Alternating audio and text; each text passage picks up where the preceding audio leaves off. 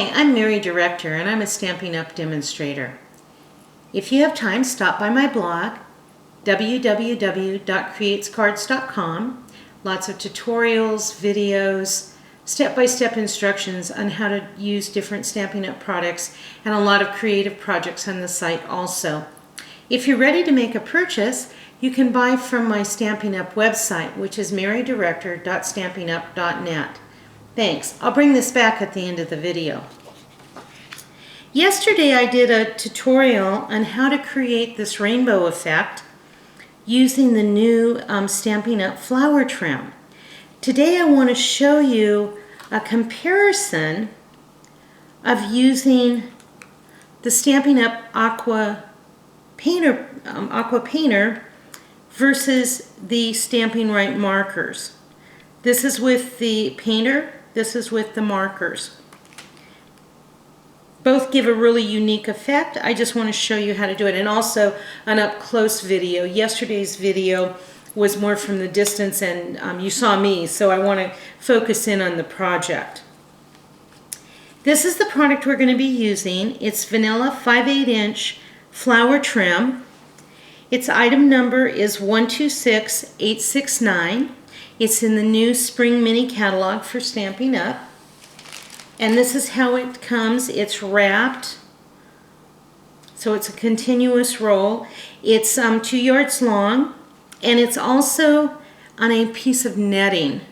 And so it's very easy to cut. Just use your regular scissors. If you have scissors that are designated ribbon scissors, I'd use those because they would be sharper, but it's just a matter of going through and cutting off what you need.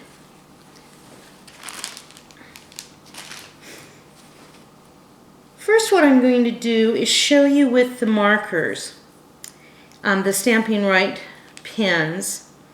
They have a thin line and a wide line, meaning that there's 2 different size tips on this. When you store it, store them horizontally, not vertically. Horizontally will give you ink on both sides and less chance of one of the tips drying out. We want to use the wider tip, or the brush tip. See, it's a little thicker. And what I do is I just start in the middle of the flower and start moving around. And this real red's going to come up a little deeper color, almost like a burgundy.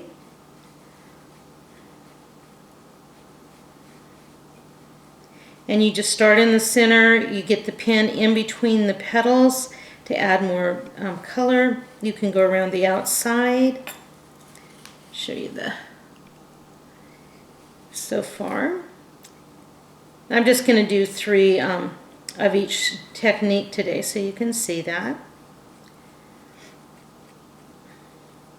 It's nice how you can change the look, because not all, there's times you just don't want just a plain vanilla flower. You want color to it, a little bit of accent. This, because the white is, or the vanilla is still showing, gives a real unique effect. Okay, so there's the real red. Again, it's turning out a little darker than what normally you'd see the red. Oh, actually, you know what? I picked up cherry cobbler instead of real red. That's why it's so deep on this one. Okay. User error. I apologize for that. Okay, now what I'm going to do is I'm going to show you how the Aqua Blender pen works. When you buy the Aqua Painter pen, when you buy the Aqua Painters, they come in a package like this. There's 2 painters to it. It's item number 103954. When you buy them, you'll notice that there's 2 different size tips. Let me put a color background on this so you can see. The one on my right is the smaller of the 2. Because I'm working with wanting to cover in a fuller area, I'm going to use the wider tip today. What you do is it just unscrews the top. You fill it with tap water, screw it back on, and then before you start, use some paper towel and gently squeeze. You do not need to squeeze a lot of pressure until you can feel moisture. Then what I'm going to do is one of our acrylic blocks for the clear stamps. You could use a piece of foil, whatever. The clear blocks work really well. I'm going to take one of the ReInkers. Now this is real red. And I'm going to put a few drops of it over here. Probably 3 or 4. Don't need a huge amount, and you can always add to it. Then I'm going to take the painter, the Aqua painter, and I'm going to come in and I'm going to pick up some of the color. Now I'm going to forewarn you with this, you may have a little bit of splattering as you move around on this, so just be careful that you have your surface covered and you're not wearing anything you have to worry about getting, if you get color on it. Okay, and I'm going to put a little bit of pressure so that we get some more water in there. It'll flow, it'll be a little richer. Come back in and pick up more color as I need to. But see how much deeper and darker these two are? This one just gets the highlights, this one covers the whole flower. And if I want it really rich and deep, I just go all the way in and again put in a little more pressure so that you get water in there so it blends the colors. Come back and pick up more. I like to start in the middle, but it's up to you. There's a little piece of netting underneath the flowers. You can hold onto that to keep the flowers steady, although they stay in place pretty well. But see how we can go from something just slightly highlighted to something fully covered?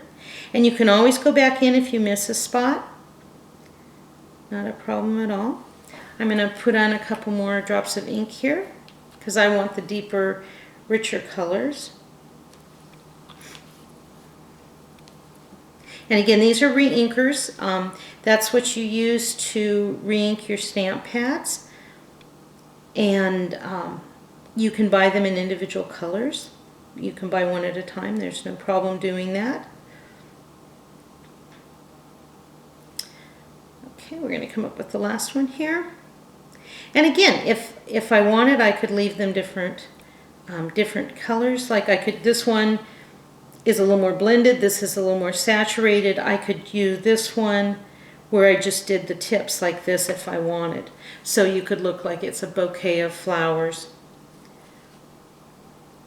I'm going to fill it in a little bit more for the comparison contrast of these two. And again, put the Aqua painter down in between the petals so that you get good coverage. And because we're using one color on this, it's no problem to touch both flowers. If you were doing the rainbow one, you'd want to be a little more careful that you don't blend one color into the next rose. Or I think they look like roses, they're just called flowers, but okay. So then this is going to dry. But again, to show you the difference of the two. You'll probably want to let this dry a couple minutes, but this way you can see exactly, the difference. I think this looks gorgeous. I think it looks like a beautiful rose that you'd have, like a long-stemmed rose. This is great too, though, just different ink accents. Now, when you work with these, definitely work with a paper towel underneath, and especially when you're doing the blender, the Aqua painter, because it can go through and you don't want to stain anything underneath. Now, to clean the Aqua painter, you just squeeze and go back and forth, and as you can see, it's starting to run clean. You continue to do this until this part that you're seeing here coming through is totally clear. And you may have a little bit of staining in here, not an issue, as long as this part has run clean. I've had these probably 3 or 4 years, and I use them so you can see how well they last. I don't use them all the time, but they are well used. Now the other thing you'll want to do is you'll want to clean your acrylic block. With that, you can either run it under the warm water, soap and water, and clean it off, dry it really well. If you're not close to the sink like we are right now, what you can do is use Stampin mist, and this is what we use with the Stampin scrub to clean our stamps. It's item number 102394, and it's just a little spray bottle. Just spray some on it, take a clean paper towel, and wipe off. If you're having any problems with the clear stamps sticking to your blocks, one of the reasons that may be is because there may be hand oils in it, or a little bit of grease, a little bit of dirt. Clean it with your Stampin mist, and that'll help with the clear stamp adhering to this. So thank you for stopping by today and watching my video. Again, stop by my blog if you have time at www.KreatesKards.com. If you'd like to purchase Stampin' Up! Merchandise, my website is marydirector.stampinup.net. Thanks again. I appreciate you watching my videos.